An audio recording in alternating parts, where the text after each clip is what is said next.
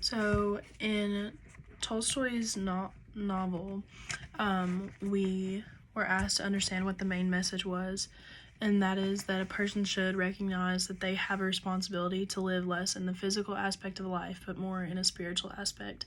So in Ivan's story, he explained his triumphs through career and his trophy wife, but he comes to regret it at the end. So, in reading that and reflecting, we're asked what a deep hunger it is that we feel like we can accomplish in life.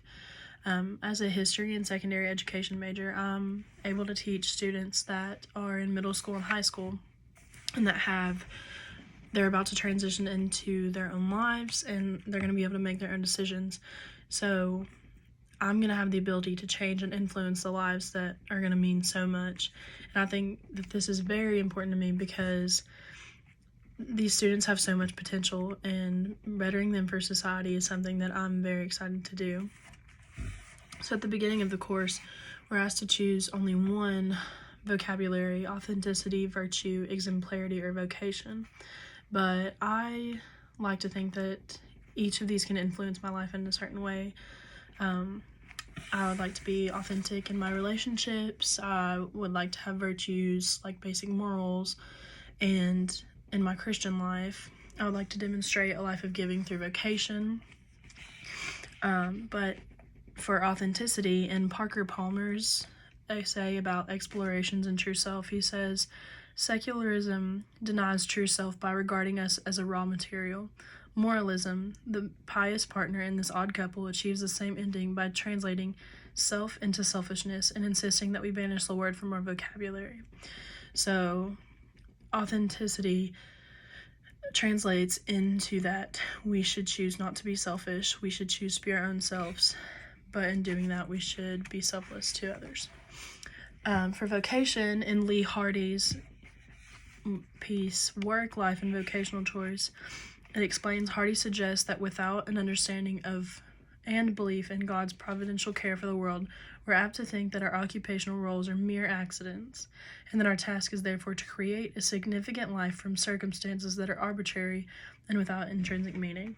So by choosing vocation that is a service to others, I'm able to choose a spiritual life, I'm able to choose a giving life, an authentic life. I'm able to be morally sound.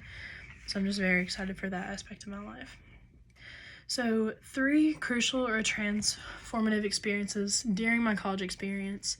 Although these 3 are very different events in my life, they all brought me back to the same conclusion and to the same learning realization. First was a knee injury that I suffered from. It showed me setbacks are going to happen, but it showed me the value of hard work, and that every moment counts always, and that you should not take any moment for granted. It also showed me the value of having friends close to you that will support you and take you through hard times. The next was becoming captain this year on the volleyball team. It showed me yet again the value of hard work, the value of good friends, and the value of treating people right. And the third was the suicide of my cousin this past year.